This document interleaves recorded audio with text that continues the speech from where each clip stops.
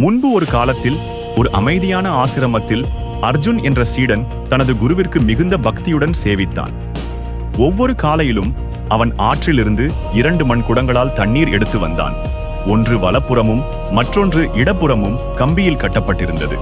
அவற்றில் ஒன்று முழுமையான குடமாக இருந்தது, மற்றொன்று சிறிது உடைந்திருந்தது. ஆகையால் ஆசிரமத்துக்கு செல்லும் போது உடைந்த குடம் அரையளவு தண்ணீரையே கொண்டு வந்தது. முழுமையான குடம் சிரித்து, "நீ பயனற்றவன், ஒரு முழு குடம் தண்ணீரை கூட கொண்டு வர முடியவில்லை" என்றது. அதை கேட்ட உடைந்த குடம் துக்கமடைந்து அர்ஜுனிடம் கூறியது, "என்னை மன்னியுங்கள், நான் உடைந்தவன். உங்களுக்கு சேவை செய்ய தகுதியற்றவன்." அர்ஜுன் சிரித்துக்கொண்டு மறுநாள் அந்த குடத்தை மீண்டும் எடுத்துச் சென்றான். பின்னர் சொன்னான், "உன் பக்க பாதையை பாரு." அப்போது உடைந்த குடம் அதற்கு பக்கமாக அழகாக மலர்கள் பூத்திருந்ததை பார்த்தது. அர்ஜுன் சொன்னான், "உன்னுடைய உடைவை நான் அறிந்தேன். அதனால் உன் பக்கத்தில் மலர்த் தானியங்களை விதைத்தேன். ஒவ்வொரு நாளும் நீ சிந்திய தண்ணீர் அவை வளர உதவியது.